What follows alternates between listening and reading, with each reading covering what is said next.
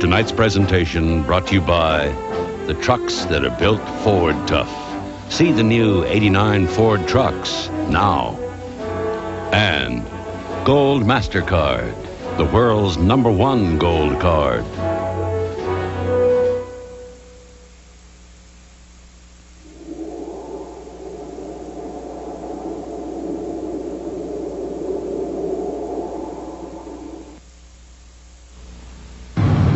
A raging fire damages a popular East Side shopping district and leaves 24 people homeless tonight. How high-tech security is cutting Cleveland's crime rate. I'm Roy Weisinger. The story next. I'm Don Dunwell in Lorraine. A small boy born in this house 110 years ago went on to become the Navy's most powerful commander ever. His story coming up. And we'll also go behind the scenes to see how the making of a mini-series is a mammoth job.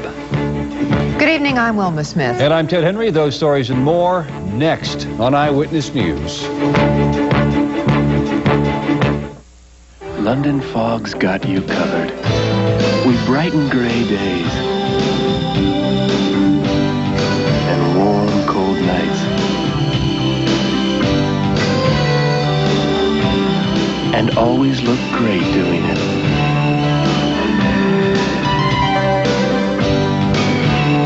There's a lot of your life in a London fog.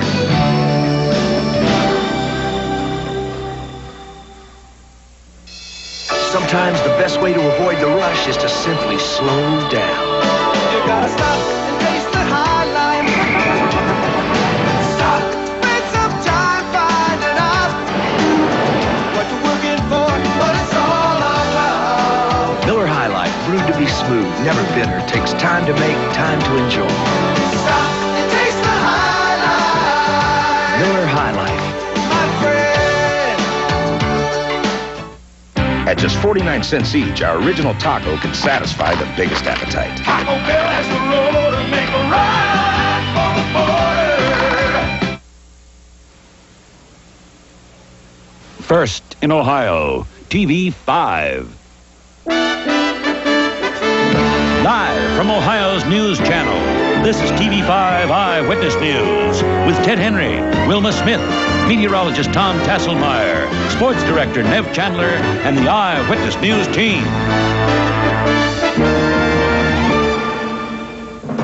Brought to you by Ohio Edison.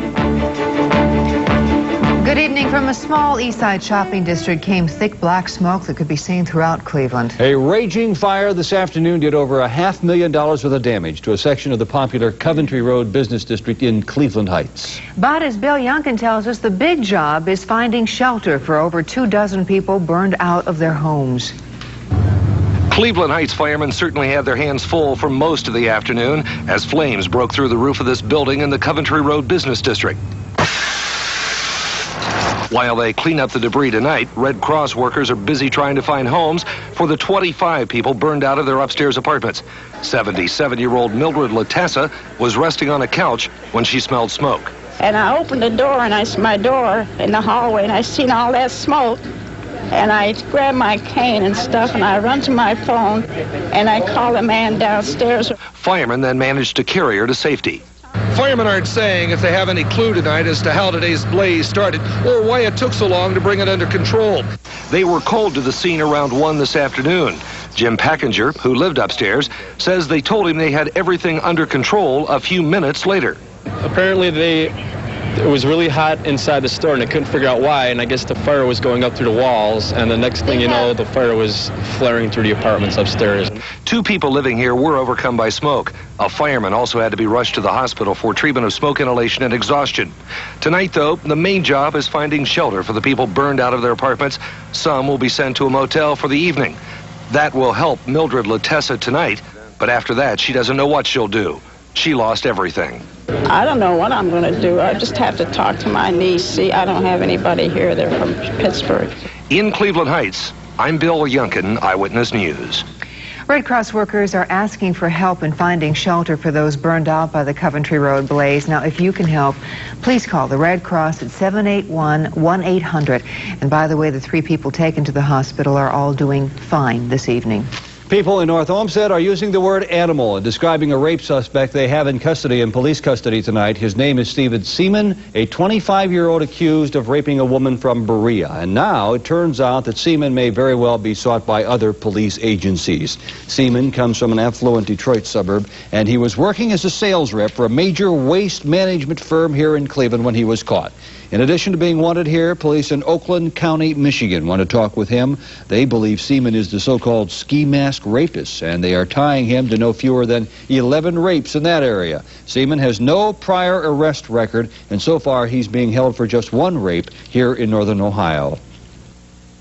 As we said, it's believed the North Olmsted rapist may be responsible for a number of other rapes in suburban Detroit. Joining us now from our sister station, WXYZ in Detroit, is reporter Guy Gordon. Guy, what's the reaction from local residents up there tonight? Well, Chad, this community, the more affluent suburbs of Oakland County, where this man struck, have been traumatized for over a year and a half now. More people have been enrolling in self-defense classes. More people have been buying home security systems. Women have been seeking rape prevention counseling at schools and community centers. So there was a sense of immense relief when they announced today that they have a prime suspect, and they are very confident that he is their man. What kind of charges are the prosecutors in Michigan planning to file? They believe in 72 hours, based upon physical evidence that they are now processing, that they will be able to file criminal sexual conduct charges in the first degree against this suspect, as I say, in 72 hours. In 6 weeks, they believe that they will have more evidence that will allow them to confirm those charges and firm them up, that being blood tests that they're now processing. This obviously has been a very big story up in the greater Detroit area for quite some time now. Tell me, has the suspect himself had anything to say about the charges yet? Absolutely not. But those that lived in and around the suspect have had a great deal to say. I talked to some of them today. They were dumbfounded that this man that was living in their neighborhood may be the Oakland County rapist. I talked to one woman who was moved to tears at the thought that the man that she's been living in fear of for a year and a half could have been 3 doors away. What kind of things had you done? I can tell you're shaking, and I can tell you're upset. This had really worried you, hadn't it? Yeah. Well, I imagine it worries everybody, because, you know, it could happen to anybody with someone like that around. It's just like it didn't happen to myself or anybody we knew, but it shouldn't have happened to anybody. Particularly since you're so close. Yes, so close. That is Sharna Siegel, who is a neighbor in the neighborhood where the suspect, Steve Zean, was living. Big story straddling both states tonight, and has been for quite some time up in greater Detroit, I take it, Guy. It certainly has been, Ted. Okay, Guy Gordon from our sister station in Detroit, WXYZ, thank you for being with us at this hour tonight. This afternoon, a bank robber who said that he had a gun handed a bank teller a note and demanded money. Tonight, Cleveland police are searching for that robber. The robbery took place at the Society Bank branch at 36th and Chester. The man took about $1,000 in small bills. No one was hurt in the robbery, and no gun was ever shown. Whether it's a bank robbery or a convenience store holdup, modern technology is certainly coming up with new ways to help the law. Tonight, Ray Weisinger looks at how surveillance cameras are giving police an edge in the fight against crime. The bank is nearly empty as the robber walks up to a teller and passes a note. He doesn't know it, but he's as good as caught. Within minutes, his picture will be all over the neighborhood. And tonight, he will be seen all over the city on television. Now, a system like this must be pretty costly, pretty extensive, right? Nope. This is it. A VCR and a television monitor. It may be similar to what you've got in your own home. It's a system like this one that caught a robber at a Dairy Mart in Berea Sunday night. Police say he's 40-year-old George Johnson and that he may be responsible for 2 other robberies on Friday night. It's believed police have videotape of the man who held up the bank today at 36th and Chester. Will he be caught? Generally, a bank robber is caught about 80% of the time. With the closed-circuit television system, what we immediately do is notify the police, of course. They come into our branch, and in a matter of minutes, they can get a description of the man or the woman who committed the robbery because we have it on a closed-circuit television screen. We take a photograph, and in 30 minutes, we can be passing out hundreds of photos to other law enforcement agencies and to the news media. Closed-circuit TV is everywhere. Next time you're in a department store, that funny-looking bubble you see on the ceiling may have a camera inside. And there are dozens of security people behind closed doors and out on the floor. Years ago, when famed bank robber Willie Sutton was asked why he robbed banks, he replied, because that's where the money is. If he were alive today, Willie might have to find another line of work. Roy Weisinger, Eyewitness News. Police tell us that the use of high-tech surveillance cameras has cut the bank robbery rate in Cleveland about half of that of Columbus. Time now to take a look at first weather. Here's Tom Tasselmeyer. It's still warm on the outside. 59 degrees right now with a cloudy sky. The high temperature for the day, 65.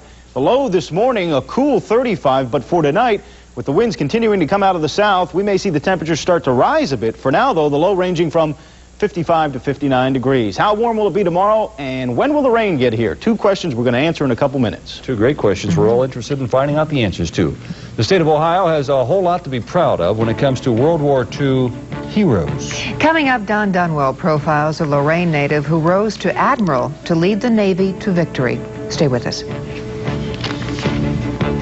I don't regret the experience because everybody I knew had been it, and I would have felt very bad if everybody else was in and I wasn't there.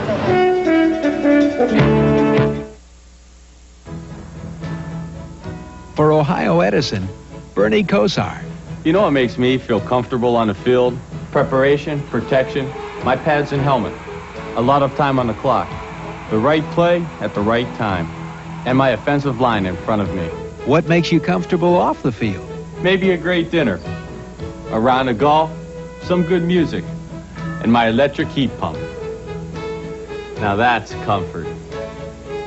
The electric heat pump. Clean, flameless, economical. It heats in winter, cools in summer. And it's so comfortable, participating Alternative Plus dealers back it with Ohio Edison's Pure Comfort money-back guarantee. That's comfort you can believe in. For more information on the electric heat pump and the Pure Comfort guarantee, call 1-800-338-HEAT. Take it from me, Bernie Kosar. It's a good call.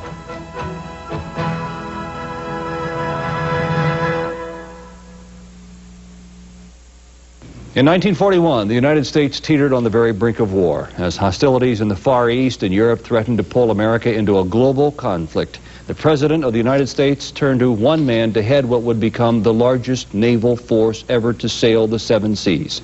And that man came from Lorain, Ohio. Tonight, Don Dunwell tells us his story. He became a legend in his own time, a crusty, hard-driven, and hard-driving veteran of 3 wars who went on to become the Navy's first 5-star admiral. As the Commander-in-Chief, United States Fleet, and Chief of Naval Operations during the Second World War, Admiral Ernest J. King commanded the largest Navy ever seen. 92,000 ships, 41,000 planes, and 4 million men. But exactly who was this incredibly powerful military commander? And how did he rise to such prominence? It started in Lorain, Ohio. Ernest J. King was born in this small house in Lorain in November of 1878. The disciplines that his father demanded of him in his youth were the same disciplines that made him an outstanding commander later in life. But his preparation came not only at home, but in school as well. Well, he did graduate #1 in his class from Lorain High, and he was #4 in his class at Annapolis, so he always had the intellectual ability. He was always a brilliant guy. Paul Bieber teaches history at Admiral King High School in Lorain, the school named after the World War II military leader. He says King stood out on the athletic field as well, where he played left tackle for the 1896 championship football team. After graduating from the Naval Academy, King slowly worked his way through the ranks until President Franklin Delano Roosevelt picked him to command the U.S. Navy as the nation prepared for World War II. Almost immediately, the controversial King rankled sailors and commanders with his decision to move convoy training from the Caribbean to a less inviting location. Ernie, Admiral King, stepped right in and said, if you're going to fight in the North Atlantic, you have to train in the North Atlantic, and the training operations were immediately shifted from the Caribbean to Greenland area. Most people believe that General Douglas MacArthur almost single-handedly won the war in the Pacific. Bieber says, not so. King was the architect of the island-hopping campaign that led to victory. But MacArthur took the credit, as he did at the first major island victory, Guadalcanal. Of course, Douglas MacArthur, with publicity crew in hand, took a great deal of credit for that victory. And King, as always, remained in the background. But it was his decision to go in, and it was basically his plan in the Pacific that defeated the Japanese. King toured the invasion beachhead at Normandy with Eisenhower and was present at the major Allied war conferences like Yalta. But few things made him happier than returning to his hometown, as he did in 1942, where huge crowds filled the streets.